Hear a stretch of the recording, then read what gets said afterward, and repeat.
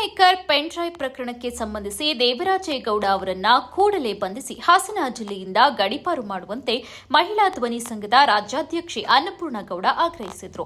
ಮಹಿಳೆಯರ ಮಾನ ಮರ್ಯಾದೆಗೆ ಧಕ್ಕೆ ಉಂಟು ಮಾಡುವ ಹೇಳಿಕೆಗಳನ್ನು ಸಹಿಸಲಾಗುವುದಿಲ್ಲ. ಸರ್ಕಾರ ಹಾಗೂ ಪೊಲೀಸ್ ಇಲಾಖೆ ತಕ್ಷಣ ಕಟ್ಟುನಿಟ್ಟಿನ ಕ್ರಮ ಕೈಗೊಳ್ಳಬೇಕು ಎಂದು ಮಹಿಳಾ ಧ್ವನಿ ಸಂಘದ ರಾಜ್ಯಾಧ್ಯಕ್ಷೆ ಅನ್ನಪೂರ್ಣಗೌಡ ಆಗ್ರಹಿಸಿದರು. ಅವನ ದೇವರಾಜ ಅಂತ ಇದ್ದಾನಲ್ಲ, ಆ ದೇವರಾಜನ್ನ ಫಸ್ಟ್ ಕಿಂಗ್ ಮೇಕರ್, ಅದೇ ಪೆನ್ ಡ್ರೈವ್ ಕಿಂಗ್ ಮೇಕರ್ ನಮ್ಮ ಜಿಲ್ಲೆಯಿಂದ ಶುರುವಾಯ್ತಲ್ಲ, ಅವನ್ನ ಕೂಡಲೇ ಅರೆಸ್ಟ್ ಮಾಡಬೇಕು.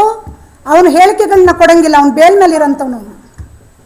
ಅದ್ರ ಜೊತೆಗೆ ಇವತ್ತು ನಮ್ಮ ಹಾಸನ ಜಿಲ್ಲೆ ಹೆಣ್ಣುಮಕ್ಕಳನ್ನ ಮಾನ ಮರ್ಯಾದೆ ಗೌರವವನ್ನು ಕಳೆದಂಥ ಅವನು king maker, pen drive king maker Devaraje Gowda, ಅವನ್ನ ಗಡೀಪಾರು ಮಾಡಬೇಕು ಈ ಜಿಲ್ಲೆಯಿಂದ. ಅವನು ಪೂರ್ವ ಪರ ತಿಳಿಯದೆ ಏನೇನೋ ಮಾತಾಡಿದ್ದಾನೆ. ಮೊನ್ನೆ ನನ್ನ ಬಗ್ಗೆ ನೋಡಿದ್ದೀನಿ. ಅವನ ಮನೆ ಹೆಣ್ಣುಮಕ್ಕಳನ್ನೇ ಬೀದಿಗೆ ಬಿಟ್ಕೊಂಡಿದ್ದಾನೆ. ಅವನು ಬೇರೆಯವ್ರ ಬಗ್ಗೆ ಮಾತಾಡೋಕೆ ಅವನಿಗೆ ನೈತಿಕತೆ ಏನಿದೆ? ಅವನ ತಟ್ಟೆಯಲ್ಲಿ ಹೆಗಣ ಬಿತ್ತು ಒದ್ದಾಡ್ತಾ ಇದೆ. ನನ್ನ ನಿಜ ಜೀವನದಲ್ಲಿ ಪಾರದರ್ಶಕವಾದಂಥ ಹೋರಾಟವನ್ನು ಜಿಲ್ಲೆಯಲ್ಲಿ ಮಾಡ್ಕೊ ಬಂದಿರೋಂಥವಳು.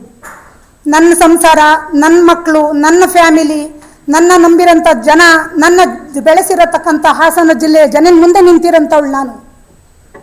ಅವನಿಗೆ ನಾನು ಮಾನನಷ್ಟ ಮೊಕದ್ದಮೆ ಹಾಕಿ ಅಂದರು ನಾನು ಹಾಕಕ್ಕೆ ಹೋಗೋದಿಲ್ಲ.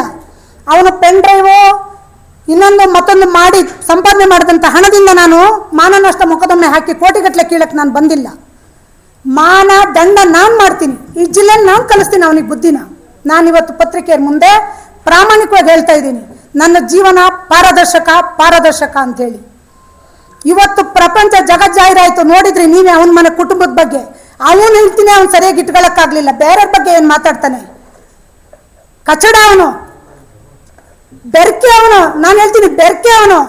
ನೋಡಿ, ಕೋಟ್ಯಾಂತರ ಜನ ಲಾಯರ್ಗಳಿದ್ದಾರೆ ನಮಗೆ. ಇವತ್ತು ಹಾಸನ ಜಿಲ್ಲೆ ಲಾಯರ್ಗಳಿದ್ದಾರೆ. ನಮ್ಗೆ ಎಷ್ಟು ಹೆಮ್ಮೆ ಆಗುತ್ತೆ ಹೇಳಿ, ನಮ್ಗೆ ಎಷ್ಟು ಗೌರವ ಇದೆ ಹೇಳಿ. ಅವ್ರು ಎಷ್ಟು ಜನ ಒಬ್ಬರಾರು ಬಂದು ಮಾತಾಡ್ತಾರ? ಅವ್ರ ಬಗ್ಗೆ ನಾವು ಏನಾದರೂ ಮಾತಾಡೋಕ್ಕಾಯ್ತದ?